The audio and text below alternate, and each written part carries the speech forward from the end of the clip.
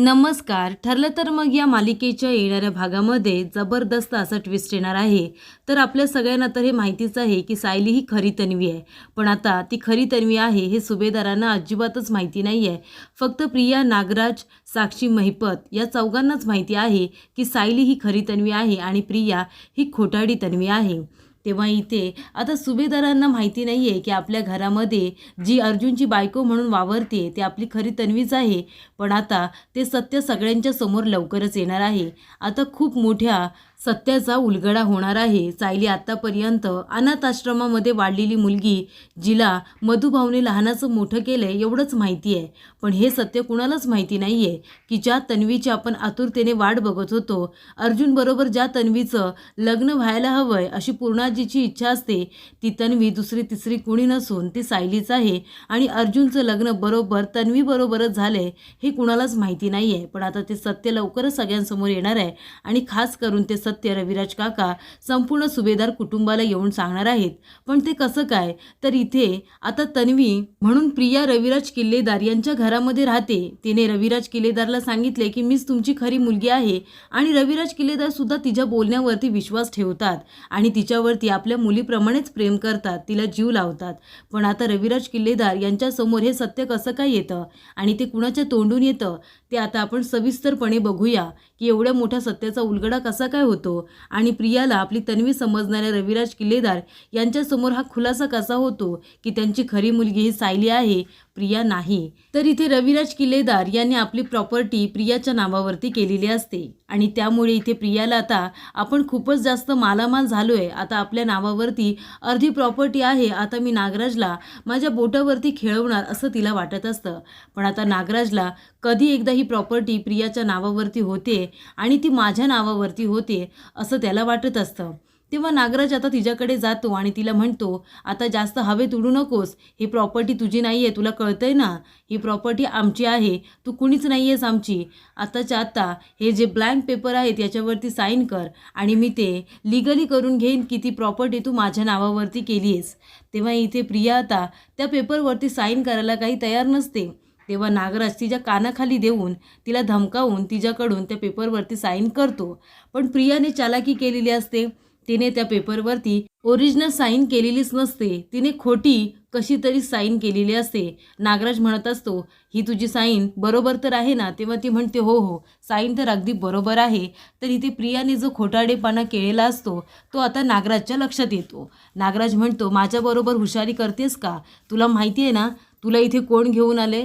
तू फक्त एक मोहरा आहेस, मोहरा. ह्या प्रॉपर्टीजवळ, या संपत्तीजवळ आहे ना तुझा काहीही संबंध नाही आहे, कारण तू आमची कुणीच लागत नाहीस. तू एक रस्त्यावरची मुलगी आहेस जिला मी या घरामध्ये थारा दिलाय, मी तुला आसरा दिलाय, आमच्या तुकड्यांवरती तू जिवंत आहेस आणि जास्त ॲटिट्यूड मला देतेस का? मला फसवतेस तू. ही खोटी साईन केली आहेस ती मला कळत नाही आहे का? माझ्या लक्षात आले तू या पेपरवरती तुझी ओरिजिनल साईन केलेली नाही आहेस, त्याच्यामुळे आता खरी साईन करायची. तेव्हा इथे प्रिया म्हणत असते की मी का साईन करू त्याच्यावरती? ती प्रॉपर्टी किल्लेदारने माझ्या नावावरती केलेली आहे. त्यांचं हे बोलणं चालू असतं. तेव्हा नागराजला खूप जास्त राग येतो. तो म्हणतो, काय म्हणतेस तू? ही प्रॉपर्टी तुझ्या बाबांनी तुझ्या नावावरती केली आहे का? अगं तन्वी किल्लेदार हे नाव आहे ना ते मी तुला दिले. मी तुला इथे कशासाठी घेऊन आलो आहे हे तू विसरली आहेस का? की आता अर्धी संपत्ती तुझ्या नावावरती झाली आहे म्हणून आता खरोखर या घराची तू मालकीन झालीस असं वाटतंय तुला? हे बघ, मी तुला इथे आणले त्याच्यासाठी, प्रॉपर्टी तुझ्या नावावरती झाली की तू साईन करायची आणि ती प्रॉपर्टी माझ्या नावावरती करायची. हे आपलं डील झालं होतं. तू आता जर मला फसवायला निघालीस ना तर 2 मिनटं नाही लागणार तुझा हा खोटारडेपणा दादाच्या समोर आणायला, कळलं ना तुला? तेव्हा इथे नागराज आता तिला धमकावत असतो. तो म्हणतो, खोटी साईन करायची तुझी हिंमत कशी झाली ग? तू माझ्या तुकड्यांवरती जिवंत आहेस हे विसरू नकोस. आणि तुला काय वाटतं तू माझा खोटारडेपणा दादाला सांगशील त्या गोष्टीला मी घाबरेन का? तुला असं वाटतं की तू मला म्हणशील की तुमचं मी सत्य सगळ्यांना सांगून टाकते? अगं आत्तापर्यंत मी माझ्या घरच्या लोकांना सुद्धा मारले, तुला तर चांगलंच माहिती आहे. मी माझ्या सख्या भावाला आणि त्याच्या बायकोला आणि त्यांच्या मुलीला सुद्धा सोडलेलं नाही आहे. तर तू कोण आहेस ग माझ्यासाठी? आणि अजून ते सत्य मी दादापासून लपून सुद्धा ठेवले आणि तरीसुद्धा तू सांगण्याचा प्रयत्न केलास ना तरीसुद्धा तो आळ मी माझ्यापर्यंत येऊ देणार नाही. तुला माहिती नाही आहे मी किती मोठा मास्टर माइंड आहे ते. महिपत जेलमध्ये गेलाय, सगळं आळं मी त्याच्यावरती टाकेन आणि मी सांगेन की तू साक्षीची मैत्रीण आहेस आणि मधुभाऊंच्या केसमध्ये सुद्धा तू तिला कशी मैत्री म्हणून मदत करतेस ना, ते सगळं काही सांगेन मी. जास्त शहाणपणा माझ्याबरोबर करायचा नाही, असं आता सगळं नागराज तिला बोलून दाखवत असतो. तरीसुद्धा प्रिया म्हणत असते की मी माझी खरी साईन त्या पेपरवरती करणार नाही आणि ही प्रॉपर्टी मी तुम्हाला तुमच्या घशात घालूच देणार नाही आहे. तर इथे आता सगळेजण खूप जास्त खुश असतात. सुभेदारांच्या इथे आनंदाचं वातावरण असतं, तर किल्लेदारांच्या इथे खूपच जास्त भयानक वातावरण झालेलं असतं. तर इकडे आता नागराज बोलत असताना तिथे रविराज किल्लेदार येतात. त्यांना बघितल्यानंतर प्रिया लगेचच बाजू सावरते आणि म्हणते, काका हे काय बोलताय तुम्ही? अहो ही प्रॉपर्टी जरी बाबांनी माझ्या नावावरती केली असली ना, तरीसुद्धा ती लगेच काही मी मालकीण नाही झाली त्याची.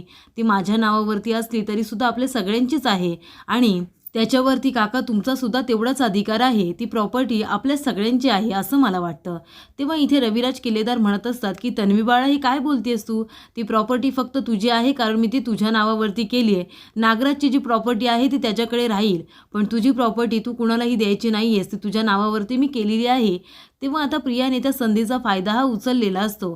तेव्हा आता रविराज किल्लेदारने नागराजच्या समोर सांगितलेलं असतं की ती प्रॉपर्टी फक्त तन्वीच्या नावावरती राहणार, बाकी कुणाच्याच नाही. तेव्हा नागराज रविराज किल्लेदार यांच्यासमोर म्हणतो की दादा बरोबर बोलतोयस तू. अरे ही तन्वी पण ना, तिला मी तेच सांगण्याचा प्रयत्न करतोय की दादानी ही संपत्ती तुझ्या नावावरती केली आहे, ती तुझीच राहणार, तू फक्त तिला जपून ठेव.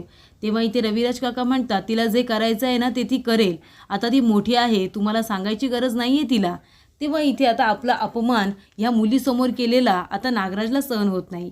रविराज काका तिथून जाण्याची नागराज वाट बघतो आणि तो प्रियाला म्हणतो की जास्त खुश होऊ नकोस, कळलं ना तुला? अगं तू माझ्या तुकड्यांवरती जिवंत राहणारी मुलगी आहेस. तू जर आता ह्या पेपरवरती खरी साई नाही केलीस ना आणि ही सगळी संपत्ती जर माझ्या नावावरती नाही केलीस ना, तर 2 मिनटं नाही लागणार मला दादाला हे सांगायला की तू खरी तन्वी नाही आहेस, तू एक खोटी तन्वी आहेस आणि तू या घरामध्ये कशासाठी घुसली आहेस ना, ते मी दादाला खरं खुरं सांगेन. बिचारी ती खरी तन्वी जी आहे ना, ती सुभेदारांच्या इथे राब राबते. कारण का त्या मधुभाऊनं तिला सोडवायचं आहे ना म्हणून. आणि तिला या केसमध्ये अडकवलंय कुणी? तर तू आणि तूच अडकवलेला आहेस. कळलं ना? हे दादाला सांगायला 2 मिनटं नाही लागणार मला. तू खोटी तन्वी आहेस आणि खरी तन्वी ती बिचारी सायली आहे, जिला माहितीच नाही आहे की ती या रविराज किल्लेदार यांची मुलगी आहे आणि ह्या घरची ती एकुलती एक मुलगी आहे ते. तेव्हा रविराज काका आता दारामध्ये उभं राहून सगळं सत्य ऐकतात. म्हणजे ते म्हणतात काय, सायली ही खरी माझी मुलगी आहे आणि ही मुलगी जी आतापर्यंत माझी मुलगी म्हणून संपूर्ण घरामध्ये वावरते, जिच्यावरती मी माझी अर्धी संपत्ती तिच्या नावावरती केली आहे आणि ती मुलगी माझी खरी मुलगी नाहीच आहे आणि सायली माझी मुलगी आहे, हे सत्याचं गूढ आता त्यांना काही कळत नसतं. तेव्हा आता रविराज काकांना आनंद होतो हे ऐकून की सायली त्यांची खरी मुलगी आहे आणि ही कुणीतरी बनावटी मुलगी त्या संधीचा फायदा उचलून त्यांच्या घरामध्ये घुसलेली आहे. तेव्हा आता रविराज काका घरी येतात आणि सगळ्यांसमोर या सत्याचा उलगडा करतात. तेव्हा रविराज काका सायलीचा पाय बघतात, तिच्या पायावरती जन्मखून असते तुळशीपत्राची. त्यानंतर ते तिला विचारतात की कुठल्या सालामध्ये तू मधुभाऊंना भेटलीस. ती सगळं काही आता इथे रविराज काकांना सांगते. त्यावरून त्यांची खात्री पटते की सायली ही त्यांची मुलगी आहे. तेव्हा पूर्णाजी सुद्धा सायलीला मिठी मारते. अशा तऱ्हेने सायली ही रविराज काकांची मुलगी आहे हे सत्य त्यांच्यासमोर आलेलं असतं. आता रविराज काका म्हणतात ती मुलगी आतापर्यंत माझ्या घरामध्ये माझी मुलगी म्हणून वावरते, तिचा नेमका हेतू काय आहे ते आता मला जाणून घ्यायचं आहे. ती अजून किती खालच्या पातीला जाते, माझ्यावर किती खोटं बोलते हे मला बघायचं आहे. आणि आता रविराज काका सुद्धा प्रियाला धडा शिकवण्यासाठी आता तयारच बसलेले असतात.